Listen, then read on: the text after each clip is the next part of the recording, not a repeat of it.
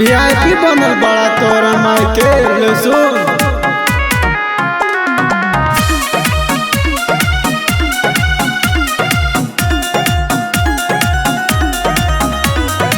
जहिया हमार गिरफ्तारी हो जाए, छोटी मोटी कांड नहीं भारी हो जाए।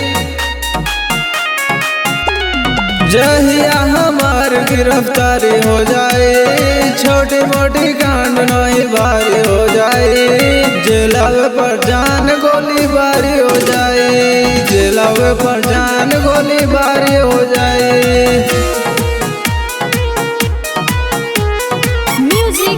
by Aditya।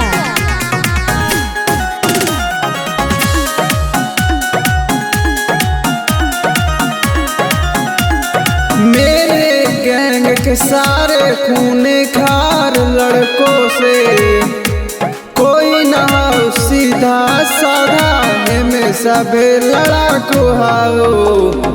मेरे गैंग के सारे खूने खार लड़कों से कोई ना हो सीधा साधा है, में सबे लड़ाकू हाओ।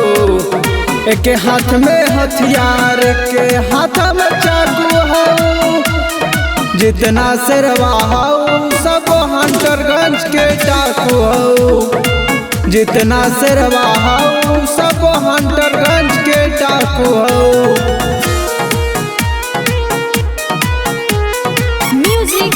by Aditya।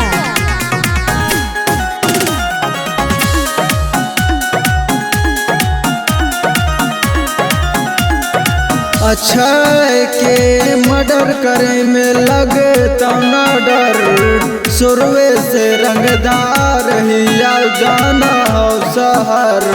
अक्षय के मर्डर करे में लगता न डर, शुरुए से रंगदार हिया जाना हो शहर।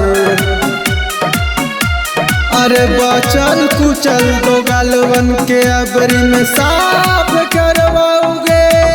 रंगदारी रहता जारी न के करो, बापों से न डरवाओगे।